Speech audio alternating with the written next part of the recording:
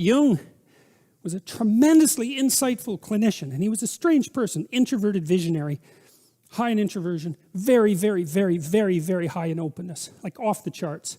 And also, God only knows what his IQ was. I mean, every time I read Jung, it's like reading Nietzsche. It's terrifying because, you know, he's so damn smart that he can think up answers to questions that you don't even, it's not like you don't understand the answers. It's that you never conceptualized the damn questions. It's really something to read someone like that, right, who says, well, here's a mystery, and you think, wow, I never thought of that as a mystery, and here's the solution. It's like, okay, that's something, you know. And he could read Greek, and he read a very large variety of ancient languages, and was very familiar with the entire corpus of astrological thought and of alchemical thought and of classic literature and biblical stories. And I mean, educated in a way that no one is educated now.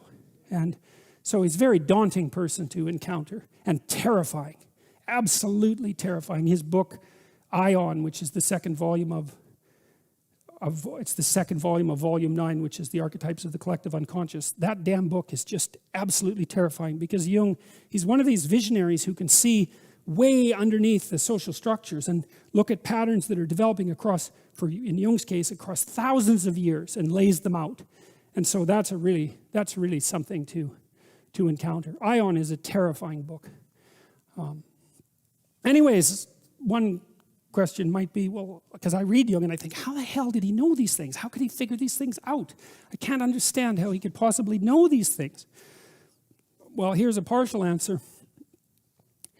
Jung was a visionary, and so what that means, as far as I can tell, and we could do a little quick survey here. How many of you think in words? Put up your hands. Do you think in words? Okay, so it looks like. What about pictures? How many of you think in pictures? Okay, so that's interesting. How many of you think, that's about half and half, by the way, probably fewer on the word side. How many of you think in pictures and words? Okay, and so, all right, so it was roughly a third in each category, but that's also something that I really haven't encountered any research on from the neuropsychological perspective. It's like, well, do you think in pictures or do you think in words? And is that actually a reliable distinction? I think in words most of the time, but I can think in pictures. Like if I'm trying to build something, I can think in pictures almost instantaneously, but it isn't my natural mode of thinking. I'm hyperverbal, and so my natural mode of thinking is to think everything through in words. But I know my wife isn't like that. She thinks in images and then has to translate them into words. And so, anyways, Jung was very literate, and he could really think in words, but he could really think in images.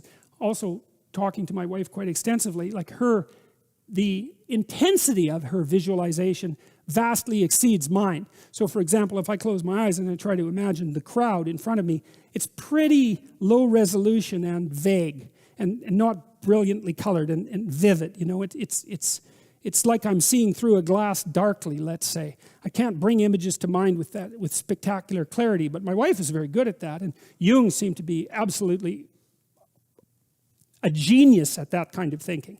And he had a lot of visionaries in his family history as well. So I don't know to what degree there's a hereditary component of that, and I don't know to what degree that's actually like a neurological specialization. I presume it would be associated with the trait openness, distinguishes itself, differentiates itself into interest in ideas and interest in aesthetics. And my suspicion is that the people who are more interested in aesthetics are the visionary types, the ones that think in images. Anyways, Jung could really think in images, and he could imagine beings.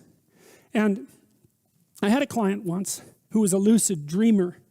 And how many of you have had a lucid dream? So you know you're dreaming while you're, okay, many.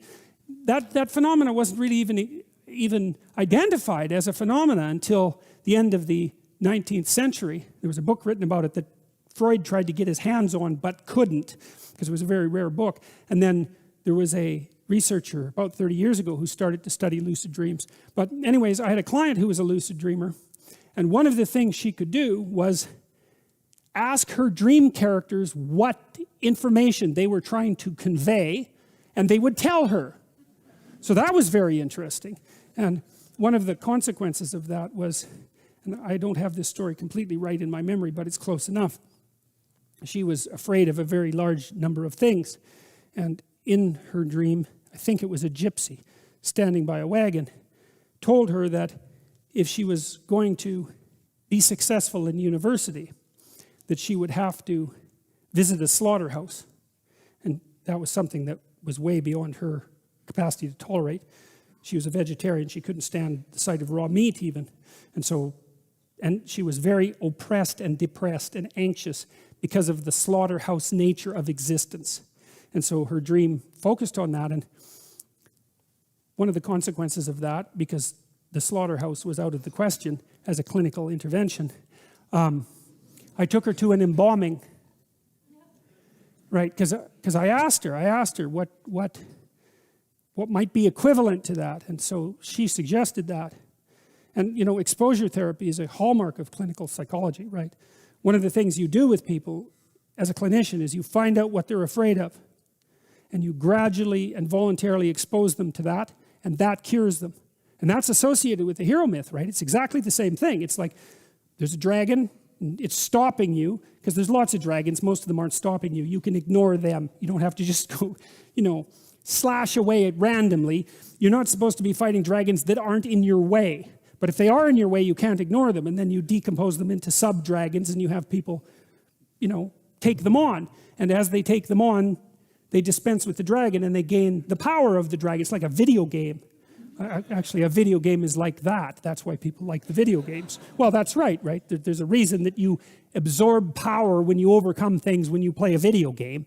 It's not like that's intrinsic to the video game structure. That's an archetypal idea. Anyways, we went and saw an embalming, which was a very interesting experience and quite useful for her, because she knew what she could tolerate after that. And it was a hell of a lot more than she thought she could tolerate. And so that's very useful to know.